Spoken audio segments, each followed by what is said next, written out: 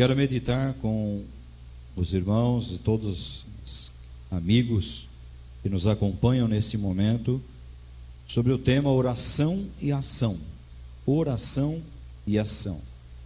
Vou usar dois textos bíblicos, um do nosso Senhor Jesus, quando ele estava prestes a ser preso para depois ser crucificado. Se encontra no Evangelho segundo São Mateus, no capítulo 26. Nós vamos iniciar a leitura do verso 36 em diante. Diz a Escritura: e em seguida Jesus foi com eles a um lugar chamado Getsêmani, que significa lugar de oliveiras, e disse aos seus discípulos: sentem-se aqui enquanto eu vou ali orar. Sentem-se aqui enquanto eu vou ali orar. Era um costume do Cristo, era uma prática dele, a oração. Muitas vezes se retirava para lugares afastados, muitas vezes se afastava dos seus próprios discípulos para ter um momento com Deus, um momento com o Pai, um momento com o Criador. E nesse momento ele então apresentava as suas dificuldades, apresentava o seu dia, apresentava as suas carências, as suas necessidades, apresentava a sua missão, aquilo que deveria ser feito, enfim. Não sabemos exatamente como era esse particular, apesar que alguns textos bíblicos dos evangelhos, principalmente, às vezes abrem para nós qual era a ideia do Cristo em se retirar, em estar afastado, qual era a projeção dele, ou seja, o que ele queria naquele momento de intercessão, de oração, qual era o sentido de ele estar separado para apresentar ao Pai a oração.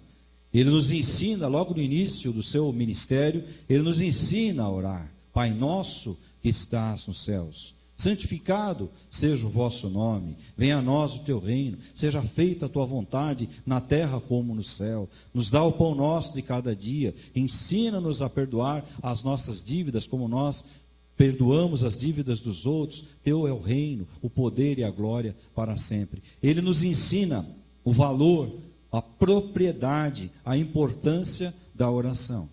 Então a oração é algo que é fundamental na vida daqueles que creem na Escritura Sagrada, na vida daqueles que buscam o Criador, o Deus vivo, Criador dos céus e da terra, e principalmente na vida daqueles que um dia, na pessoa desse Cristo, entregaram o seu coração, creem nele, entregaram as suas vidas a ele e creem que ele é aquele verdadeiro Messias vindo de Deus, pronto a salvar o homem. Então a oração ela é algo fundamental. Quero ler também uma passagem em que o apóstolo São Paulo, dirigindo-se à igreja de Tessalônica, na primeira carta aos Tessalonicenses, no capítulo 5, ele vem do verso 12 em diante, ele vem numa série de conselhos, aconselhamentos aos irmãos daquela igreja, aconselhamento aos cristãos daquela igreja, pessoas que, vindo às vezes do helenismo, de outras culturas, agora conhecem uma nova mensagem, a mensagem do Cristo vivo, a mensagem do Cristo ressurreto, a mensagem do Nazareno, a mensagem do Salvador, e diante dessa mensagem passam a crer que ele é o Messias vindo de Deus, entregam o seu coração a ele e passam então a fazer parte daquilo que nós chamamos de igreja, noiva de Jesus, corpo de Cristo. E o apóstolo São Paulo, ele vem, capítulo 5, do verso 12 em diante, ele vem com uma série de informações, de aconselhos, de sugestões, vamos dizer assim, usando um palavreado mais moderno. Mas o que eu quero enfatizar aqui, a partir do verso 20, ele diz: não desprezem as profecias, a palavra, examinem todas as coisas, retenham, recebam apenas aquilo que é bom, abstenham-se de toda forma do mal. E o mesmo Deus de paz santifique as vossas a alma, o seu corpo e de vocês esteja conservado. E um pouquinho adiante ele diz assim: orem sem cessar. Um texto muito conhecido. Antes de dar todos esses conselhos finais, os quais eu li aqui, no verso 17 ele diz assim: orem sem cessar. Ou seja, orar. Orar é muito importante. Agora o que eu quero, irmãos e amigos, repartir com vocês nesta manhã é: será que a oração é tudo? Eu acredito que nós estamos vivendo um tempo em que as pessoas nunca oraram tanto, e oram pelos seus motivos particulares, né? Não vou ficar aqui repetindo sempre algumas coisas que nós repetimos em mensagens, mas as pessoas oram. E a oração, ela é o ponto final, ou nós temos algo que deve acompanhar a oração? E não vou usar tanto o exemplo do Cristo, da passagem que eu li, tanto o exemplo do apóstolo São Paulo, na passagem que eu li também. E, a princípio, eu sempre busco na Escritura, na Bíblia Sagrada, os exemplos para a minha vida e principalmente os exemplos de oração. Eu sempre busco aqui encontrar respostas para todas as coisas. Eu ensino a Bíblia há muitos anos. Eu tive o privilégio, eu sou uma pessoa privilegiada, porque eu cursei, estou até com a camiseta hoje, propositalmente, do Seminário Teológico Batista Nacional, fazendo aqui uma propaganda dessa casa, chamada Casa de Profetas, Casa de Ensino Bíblico, e me deu uma base extraordinária das Escrituras Sagradas. Então eu me julgo sim uma pessoa privilegiada. Privilegiada porque nasci num berço onde desde pequeno me ensinaram a Escritura, onde os meus pais tiveram a preocupação de me levar à escola bíblica dominical, onde eu tive convivência com outras crianças, onde eu pude subir em palcos como esse aqui, cantando nas festividades do Dia das Mães, do Dia dos Pais, do Dia do Pastor, nas celebrações de Páscoa, de Natal. Então isso, no trabalhar que a gente tem na nossa vida, nos exemplos que a gente tem na nossa vida, eu só posso dizer que eu fui uma pessoa privilegiada. E privilegiada porque, por volta da década de 80, Deus tocou meu coração para conhecer um pouco mais a Escritura. E eu então busquei o auxílio de um seminário teológico. Cursei o Instituto Bíblico do Brasil, onde me formei no curso básico, e logo depois então entrei no Seminário Teológico Batista Nacional Enéas Tonini, que naquela época chamava Seminário Teológico Batista Nacional em São Paulo, e de lá nunca mais eu saí. Me formei, fiz o meu mestrado, o meu bacharelado, e lá criei condições para conseguir outros cursos fora, e lá também Deus me deu a graça de me tornar um dos professores da casa, que sou até hoje, dirigente durante alguns anos, ajudando em várias funções ali. Mas por que eu estou dando todo esse relato? Eu estou dando esse relato porque eu aprendi que os exemplos para as nossas vidas, eles devem ser buscados aqui. Eu aprendi também, eu vou dar aqui alguns exemplos, de pessoas que eu admiro. Eu aprendi também que exemplos bíblicos, pessoas que eu admiro, Eliseu, Elias, Davi, Isaías, pessoas, Ruth, Esther, pessoas que viveram e tiveram seu ministério no Antigo Testamento. Eu aprendi também que essas pessoas usadas poderosamente por Deus, pessoas tremendamente comprometidas com Deus, eu aprendi também que essas pessoas foram pessoas comuns, foram pessoas que erraram. Davi, por exemplo, errou feio, não é? Davi cometeu pecados terríveis, coisas terríveis, e ao mesmo tempo em que muitos se levantam para acusar Davi, Deus se levanta para resgatar Davi. Eliseu, Elias, o São Tiago até cita Elias, um homem sujeito aos mesmos problemas, às mesmas emoções, aos mesmos sentimentos que nós. Então, quantas críticas talvez Elias recebeu, quantas críticas Eliseu recebeu, os profetas receberam, mas enquanto o homem critica, Deus vem e levanta o homem. Então eu digo tudo isso porque nesta palavra eu aprendi que deve estar a referência da minha vida. Lógico, a referência é maior no Cristo da cruz. Mas as outras pessoas também servem sim de referência, porque estão aqui na Escritura, e essa Escritura ficou para nós como a palavra de Deus. Então, homens errados, homens e mulheres que erraram, homens e mulheres que fizeram muitas vezes coisas que desagradaram o próprio Criador, porém, homens e mulheres que cumpriram a sua missão. E é isso que nós fazemos nesse mundo. Bem-aventurados são os que entendem, compreendem e procuram praticar e exercer a sua missão. A nossa missão, ela termina aqui. Depois nós estaremos na presença do Senhor com a missão cumprida, com aquele que cumpriu a missão primeiro, o Cristo da cruz ressurreto. Então eu procuro sempre os exemplos da palavra. E a oração, como nós vimos aí nesses textos, ela é arma singular. Ela é um meio que Deus colocou para a prática das nossas vidas de uma forma tremenda. A oração, então, ela representa a nossa conversa, o nosso diálogo, a nossa meditação com Deus. Dou sempre um exemplo na vida de Billy Graham.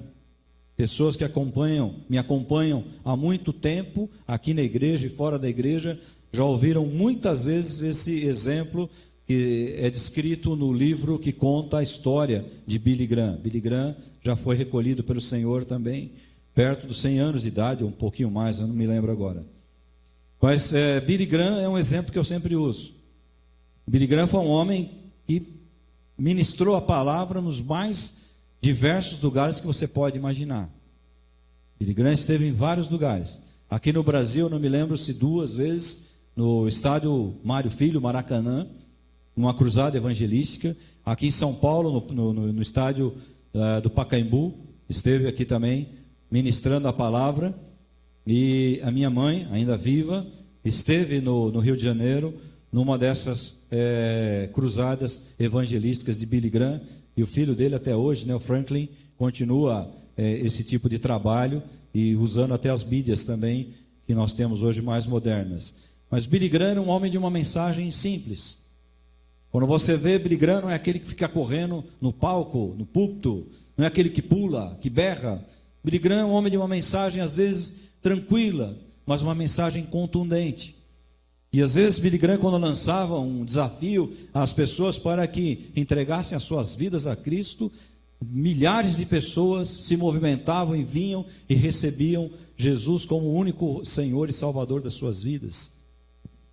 E é interessante que conta essa narrativa de Billy Graham, que uns homens, durante uma cruzada aqui na América do Sul, falaram assim: puxa, como deve ser a oração de Billy Graham. Deve ser uma oração muito poderosa, deve ser uma oração muito douradora. E dizem que eles se esconderam no aposento de Billy Graham para ver como era essa oração de Billy Graham, como Billy Graham se dirigia ao Criador. E a narrativa diz que Billy Graham fez lá a sua higiene para deitar, e ao sentar na cama para deitar-se, ele levantou a mão para o céu e disse: obrigado, Senhor, por mais um dia, até amanhã. Deitou e dormiu. E eu guardo esse exemplo, irmãos, eu guardo esse exemplo para a minha vida, porque a vida de oração é uma vida você pensando em Deus em primeiro lugar. Eu reputo isso muito importante, porque em alguns momentos da vida, mesmo sendo cristão, a vontade que você tem é de esquecer um pouquinho que você é cristão e tomar algumas atitudes, às vezes, um pouco mais enérgicas e cruéis. E quando você pensa que a sua vida tem que ser uma vida de oração, você vai engolindo, né? Vai engolindo seco. Às vezes não tem aquele pedaço de pão que ele para aqui, você tem que tomar água, você tem que andar, ficar em pé, ficar mais ereto, para que aquele pedaço de pão possa descer finalmente, para que possa fazer a digestão. Às vezes existem algumas coisas que elas estão entaladas e elas vão demorar, mas você, em espírito de oração, como fez Billy Graham, como outros fizeram, o próprio Cristo fazia. O Cristo, quando ele caminhava no exercício da sua missão terrena, ele estava sempre em espírito de oração. Por isso que algumas vezes ele não tomou a atitude enérgica.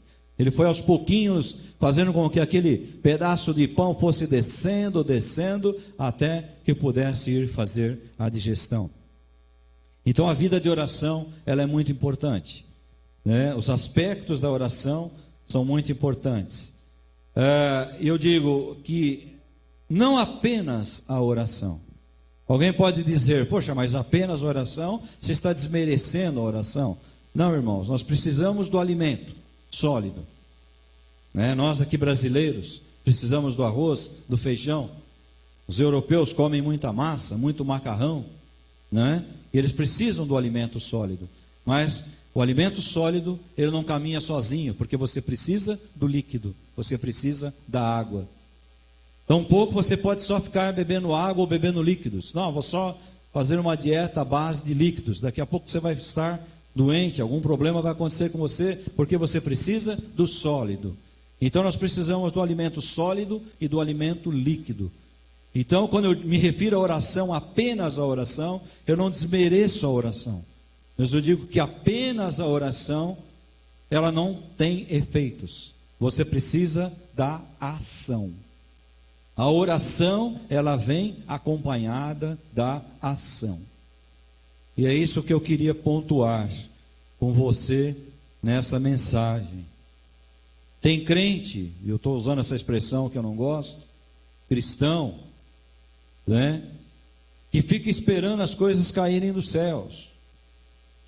Tudo para ele se resume a um milagre, a uma ação divina. Então, durante todo esse tempo da minha vida, em que o meu ambiente maior, mais do que dentro de casa talvez, foi dentro da igreja, dentro dos seminários, em reuniões com pastores, com lideranças, com juventude, com adolescentes, etc, etc, eu presenciei pessoas que estão sempre esperando o milagre, né? Não fazem nada, não fazem nada. Então é como se aquele povo, conforme eu falei no último domingo, aquele povo que saiu lá da escravidão do Egito, parasse na entrada do deserto e falasse, bom, agora Deus operou o milagre, amolecendo o coração de Faraó, agora ele vai parar aqui, naquela época não tinha ônibus, não tinha helicóptero, não tinha avião, então vai parar aqui um monte de camelo, que vão puxar aí carroças, nós vamos subir na carroça, e o milagre vai acontecer, nós vamos chegar do outro lado, na terra prometida. Vocês sabem que não foi assim. Eles tiveram que caminhar. A atitude. Então, pessoas às vezes estão sempre esperando o milagre.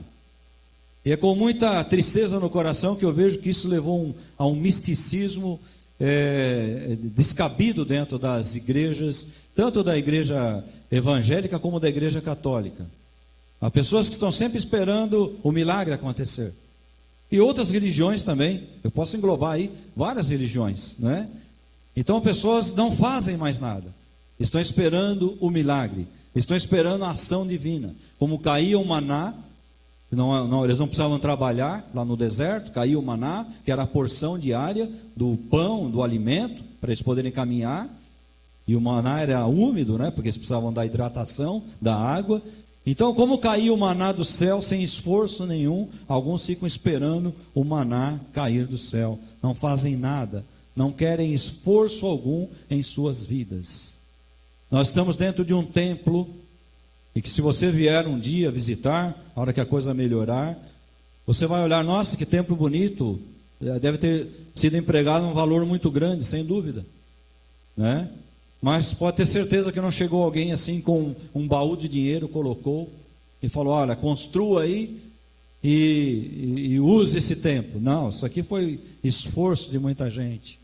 Às vezes foi um dinheirinho que a pessoa ia comprar, uma coisa pessoal, e ela deixou de comprar e investiu na casa de Deus, na casa do Senhor, para que o templo fosse erguido. E nós temos aqui instalações confortáveis, temos lugar de sobra, né?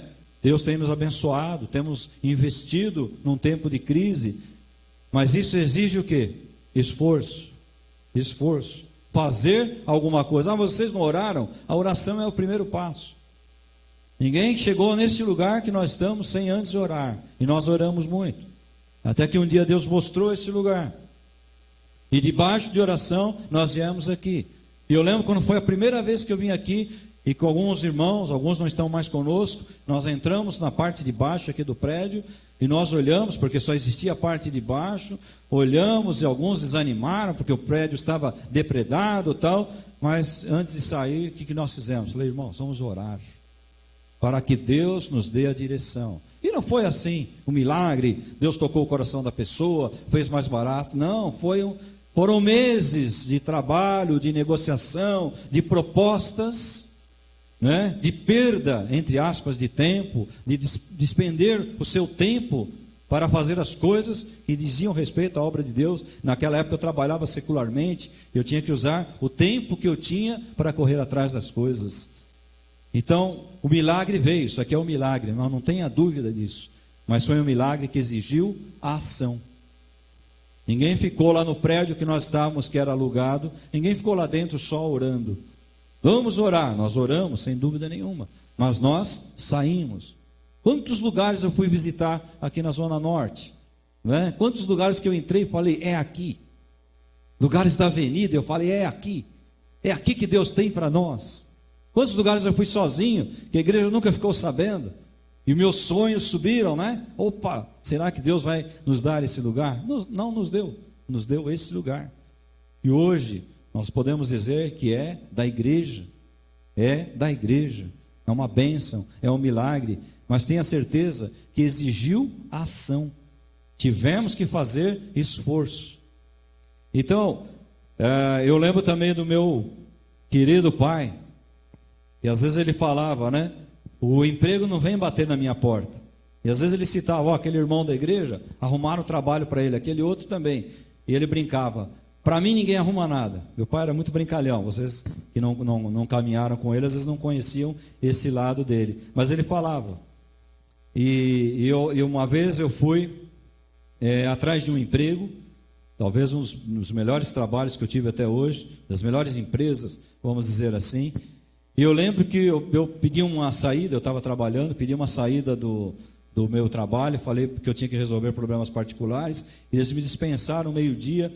Eu fiquei 1h e pouco num ônibus para chegar até um destino, depois pegar um outro ônibus que me deixou próximo e caminhei, eu lembro, mais de 30 minutos, cheguei numa empresa, 15h30 mais ou menos, 3h30 da tarde, para preencher uma ficha. E quando eu entrei lá, fui num prédio, não era naquele prédio, era em outro, e quando eu cheguei lá, a pessoa disse assim, não estamos necessitando de técnicos. Eu era técnico, né? Sou. E aí a pessoa falou, mas você, qual a tua formação? Aí eu disse minha formação, ela falou, nem serve para nós, nem serve. Nós aqui pegamos só técnico eletrônico ou técnico em telecomunicações, você é técnico eletrotécnico. E eu falei, mas eu trabalho numa empresa que fornece para vocês, fornece peças para vocês, tal. Você trabalha, eu falei o nome da empresa. Preenche uma ficha aí. Preenchi uma ficha, fiz um teste, e eles falaram, eu acho que ninguém vai se interessar, mas eu vou te encaminhar para um lugar que está precisando de um técnico para trabalhar no campo. E eu fui naquele outro prédio que eu tinha ido antes, e por aí, irmão, já era quase 5 horas da tarde, a empresa estava fechando, e eu fui fazer a entrevista, e o cara falou assim, você não preenche o que eu quero aqui, eu preciso de além de ser uma pessoa em telecomunicações com muita experiência, eu preciso de uma pessoa que conheça o campo, né? E quando ele falou isso, eu não levantei e fui embora. Eu fiquei olhando para a cara dele, falei, puxa, que pena, né, tal, aqui é mais perto para mim, e começamos a conversar um pouquinho. Aí ele falou, olha, deixa eu falar com o gerente para ver se ele está aqui ainda. E aí ligou para um gerente e tal, conversou com ele, falou, estou com um candidato aqui, o cara tem um currículo bom, tal, você não quer entrevistar ele?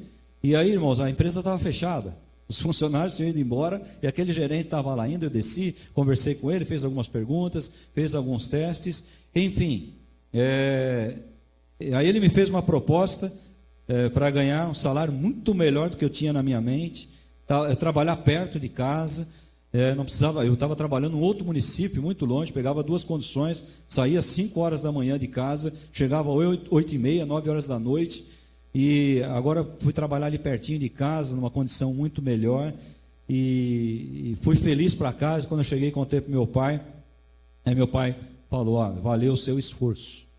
né? Valeu o seu esforço.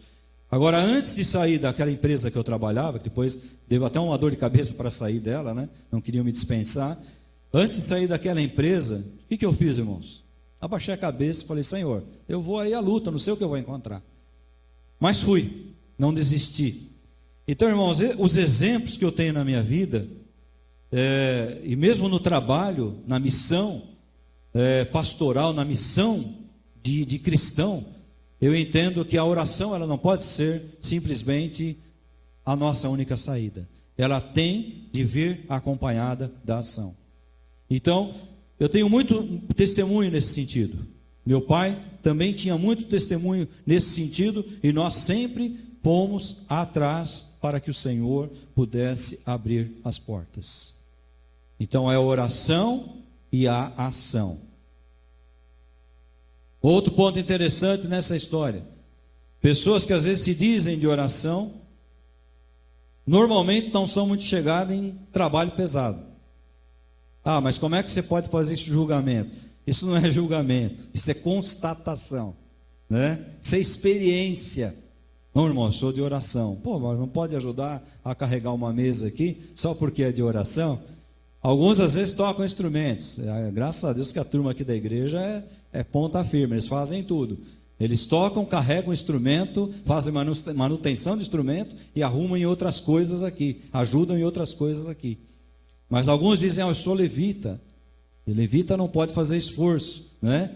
Então vem cá que eu vou te mostrar que levita na Bíblia fazia o trabalho sujo, o trabalho pesado. Então, muitos que se dizem de oração não são chegados. Isso é experiência. Não foi alguém que me contou. Isso é experiência de vida. Hoje eu posso trabalhar em cima da experiência. Mas como é que você pode falar uma coisa dessa? Eu vi, eu constatei, né? Então, outros dizem assim: não, a minha parte eu já fiz, eu orei lá. Deixa eu abrir um parênteses. Irmãos, a igreja aqui está esperando arrebatamento. Está esperando, entre aspas, né? Está esperando, mas não quer muito, não. Está esperando, mas por pior que esteja a situação, a gente fala: Maranata, Senhor, mas não agora. Vem Jesus, mas se puder esperar um pouquinho. Eu acho que aqueles que dizem Maranata de coração mesmo, são pouquíssimos, né? Se você perguntar para mim: mas você quer que Jesus volte agora? Eu digo: não quero, não. Eu quero fazer mais alguma coisa, eu quero levar mais alguma coisa desse mundo aqui. Mas não depende de mim, depende dele. Então, alguns dizem: minha parte eu já fiz, né? A minha parte eu já fiz, eu já orei. Mas e a ação?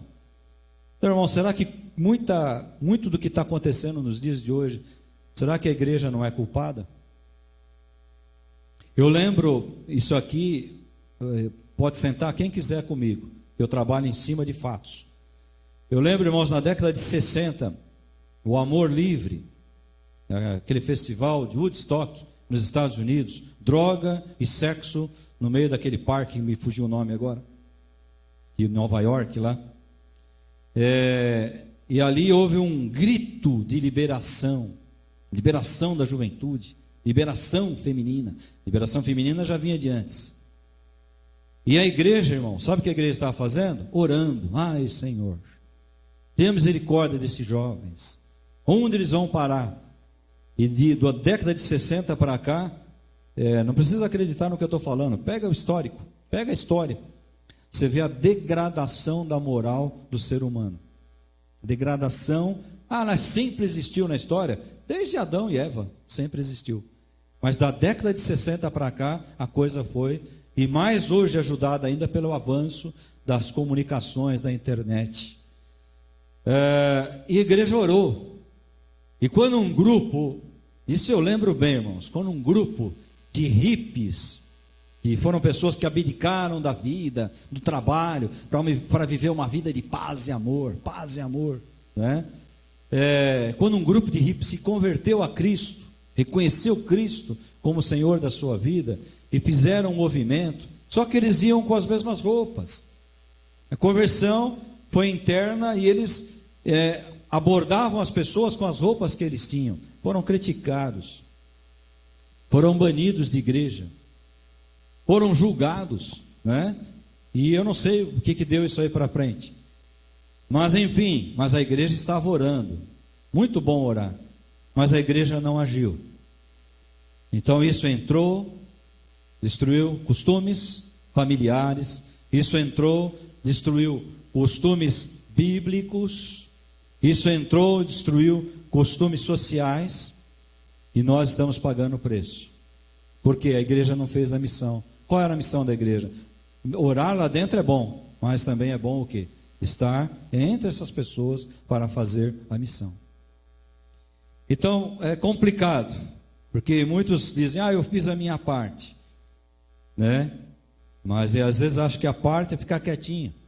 Não, cristão não pode protestar, tem que orar pelas autoridades. Eu digo, se eu estivesse morando num país como a China, eu estaria orando para que Deus tirasse as autoridades constituídas. Não orando pelas autoridades.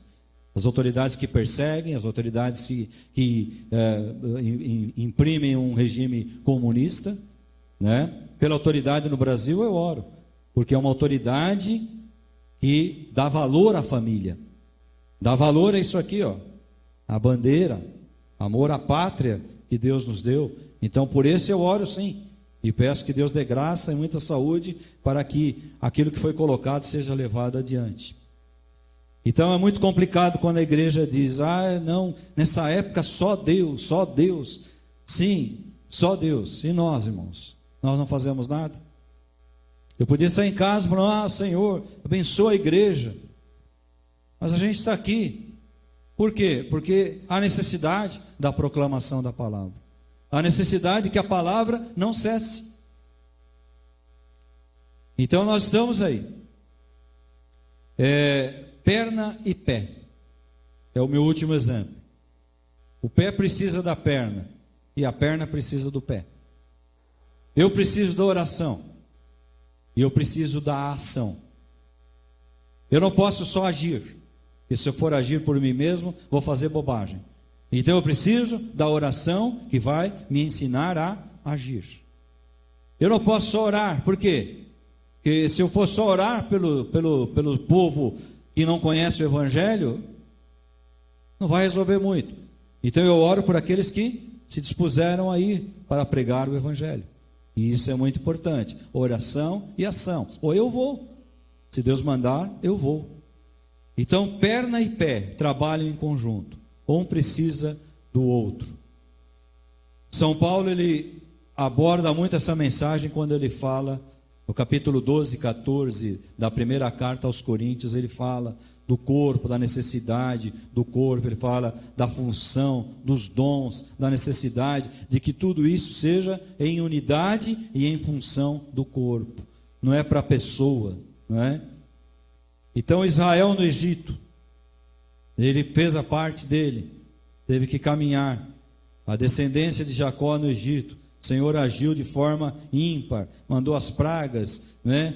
Aquilo amoleceu o coração de Faraó, veio o deserto, Faraó foi atrás, mas Deus foi ali com o povo, veio a punição, né? A companhia no caminho, ou seja, Deus puniu aqueles que perseguiram Israel, Deus continuou com o povo durante todo aquele tempo. Então essa garantia nós temos, nós agimos, Deus age da parte dele, nós temos a nossa ação, agimos com a nossa ação, com a certeza de que Deus continua conosco pelo caminho.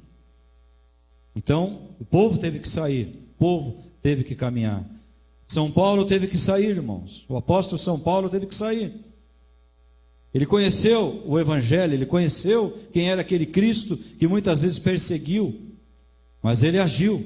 De que forma? Visitou cidades, levou a mensagem, muitas vezes foi ameaçado para que fosse a sua vida tirada, a sua vida ceifada, ameaças, perseguições, mas ele fez a parte dele, a missão. São Paulo fez a missão, como nós fazemos a nossa missão nos dias de hoje. A própria igreja do Cristo, antes de ir embora, ele falou o que para nós? Olha, descansem, fiquem tranquilos, daqui a pouco vem aí o arrebatamento. Foi isso que ele falou? O que ele falou? Ide por todo o mundo. Ide, indo, e preguem o Evangelho a toda criatura. Ensinem a guardar as coisas que eu vos tenho ordenado. E eu estou com vocês todos os dias até a consumação. Como estive com Israel no deserto, eu vou estar com vocês todos os dias. Vão e façam a missão. Irmãos, a igreja, ela deixou de lado a sua missão. E faz tempo. Talvez por isso paguemos o preço. Quando a gente olha para a Europa, a gente vê países frios. Países que duvidam da revelação bíblica. E isso está chegando no Brasil. Com certeza, irmãos, um dos efeitos dessa situação que nós estamos vivendo será o esfriamento. Eu tenho falado isso muito. E o esfriamento do amor é o amor à palavra. O esfriamento do amor é o amor à palavra. Eu falava ontem para alguns alunos no final da aula, falava para eles, olha, muita gente não pega mais em Bíblia, muita gente não ouve, não aguento mais ouvir. São as desculpas quando a gente tinha que se entuchar, né? Vou até usar uma palavra forte aqui, se intoxicar da palavra, se intoxicar da mensagem de Jesus nesses dias, porque para a nossa ação ser completa. Eu, como falei, podia usar aqui inúmeros exemplos bíblicos. Gideão não ficou sentado. Gideão ouviu a voz de Deus, reuniu o povo e foi embora. E foram ficando pelo caminho, e quando ficaram apenas 300 com ele, ele falou, Senhor, daqui não dá, eu vou parar. Não, ele foi adiante, porque ele sabia que tinha uma missão. Sansão foi humilhado, cegaram seus olhos, né? Ficou preso, mas ele entendeu o quê? Enquanto Deus me der graça, eu vou até o final. Foi até o final. Perdeu a sua vida, mas lutando pelos israelitas. Assim como Davi. Às vezes eu fico vendo toda aquela situação que envolveu o pecado de Davi. Eu fico imaginando, antes de criticar Davi, eu fico imaginando onde ele reuniu forças para lutar e continuar a missão dele. Assim como Elias foi humilhado, apóstolo São Paulo, apóstolo São João e outros tantos que eu poderia citar aqui. E eu resumo toda essa mensagem na graça do próprio Cristo. Nesse texto que eu li aí, ele se retirou para orar, ele voltou, os discípulos estavam dormindo, ele falou, poxa, se vocês não podiam ficar aqui orando junto comigo, e ele vai novamente para orar. Quando ele volta, os discípulos estão já desanimados, dormindo, e ele não desistiu, ele foi até o fim, ele orou no Getsemane, e ele agiu na cruz do Calvário. Oração no Getsemane, ação na cruz do Calvário. Eu acredito que isso aí representa para nós a maior lição que nós precisamos. Orar é bom, mas agir também é necessário, né? Ele foi à luta, como nós costumamos dizer nos dias de hoje. Resumindo, irmãos, hoje o mundo necessita de ação. Eu vejo crente orando pela situação do país no mundo, pela situação do mundo também. Eu repito, orar é bom, muito bom, mais do que isso é imprescindível. Mas a igreja tem que se colocar, a igreja tem que se dispor, a igreja tem que se levantar. E a ação, ela vem em conjunto. Sabe, eu oro por conversões, para que pessoas conheçam Cristo como eu conheci como Senhor da minha vida e Salvador. Mas eu tenho que sair pelas ruas para contar e falar desse Cristo. Só ficar aqui dentro não dá. Pintar o fundo aqui de preto e esperar que as pessoas entrem não é a nossa missão. Talvez faça parte, preparar o ambiente para que as pessoas venham, talvez faça parte, mas mais que isso eu preciso ir e chamar as pessoas. Eu oro pelo país, mas eu não sei votar em candidatos que podem representar uma linha conservadora e bíblica, né? Tem gente que diz assim, não, a igreja não pode se misturar, a igreja não é lugar disso, nossa pátria não é aqui, Jesus falou que viria perseguição. E exatamente isso, por isso que o mundo está desse jeito, irmãos. Sabemos que aqui não será o paraíso esperado, né? Mas por que não tornar o Cristo mais conhecido das nações através da nossa missão?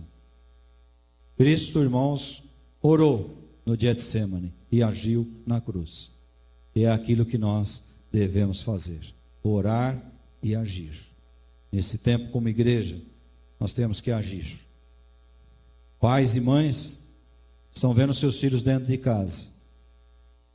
Eu tenho lá a aula no celular, tem a aula no computador. Tem lá o bichinho lá, que não tem nada de malícia tal. Tudo isso é muito bom. Mas a palavra não é boa, é fundamental, é essencial. Então vigiem. Ontem, só para encerrar agora, ontem eu estava no supermercado fazendo uma compra. E eu percebi em dois carrinhos de supermercado, uma criança dentro de um e do outro. O pai, não lembro se tinha o pai e a mãe, fazendo compra, e a criança no celular, vendo lá os joguinhos, brinquedinhos, né? É legal, não tira o valor disso aí. Mas só isso aí, irmãos. Mas eu oro pelo meu filho. É pouco. Não, é fundamental orar para o filho, sim, mas é pouco. Você tem que agir. Enquanto é tempo, enquanto nós temos uma geração que ainda nós podemos salvar, né? Digo isso entre aspas aí. É agir. Pais e mães, comecem a agir dentro das suas casas, antes que seja tarde demais. Igreja de Jesus, comece a agir, antes que seja tarde demais. Então hoje, não pode ir para a igreja, que pena, tal, tem a restrição, então não vou mesmo, tal, tá certo, vamos respeitar. Aí amanhã, olha, um grupo aí falou que vai fazendo um tumulto, a igreja não pode funcionar, é verdade. Aí daqui um tempo, olha, diz que vai vir uma chuva de pedra aí, é melhor ficar a igreja fechada, é verdade. Até, irmãos, que a gente se acostume a ir na igreja de vez em quando tem lá uma celebração, né? Um casamento, um velório, e eu acho que tem alguém muito interessado em que isso aí se torne uma realidade. Você sabe o nome dele? Quem está interessado, eu posso te garantir, não é o Cristo, não é Jesus que está interessado nisso, porque Ele ama a sua noiva e deu a vida por ela e vai até o fim por ela.